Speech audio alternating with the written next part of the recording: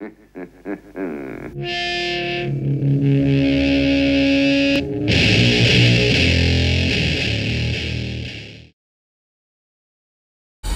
put up somewhere squatting out of chains. Can't remember if that was in the book or not. So someone was asking about it, like how to do it in a group setting.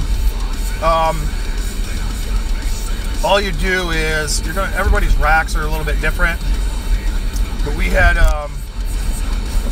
Elite's 3x3 collegiate racks, so the hole spacing was pretty close. And then we also had a chain pack on each rack, which helped. And then we had those the safety rails that go through. So all we would do is set the J hooks up for the height where someone would squat.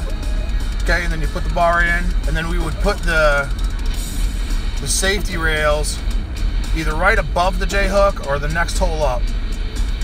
And either one will work because you can adjust your chain. So set the J hook up for the squat height, and then put the safety rail in. And then we would take the leader chain on the chain pack, the little chains, and drape them over the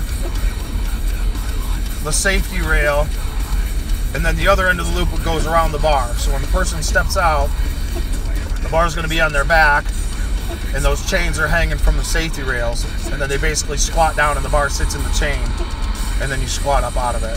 So that was how we did it. We kind of had to pair people up by height, because you want the chains to be somewhat close to proper depth for everybody. So instead of going by, you gotta go by rack height, which you really should do anyways, so you don't have people tiptoeing the bar out of the rack and stuff. But yeah, that's how we did it. Worked pretty well. If you're gonna do that, you'll need a lot less weight than box squat.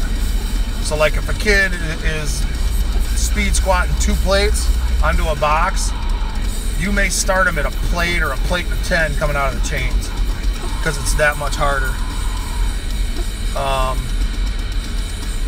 And what I like about it, it forces you to stay in a forward lean, because if you sit down in the chain and try to rock your torso back, like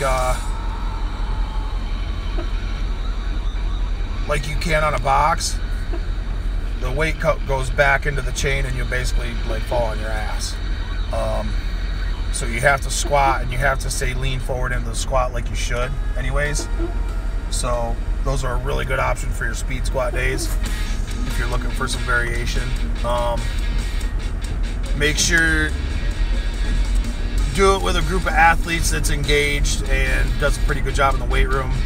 If you have a group that does, is off task a lot, and it's not going to work well.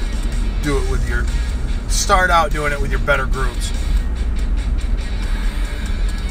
because it is a little more involved and taxing.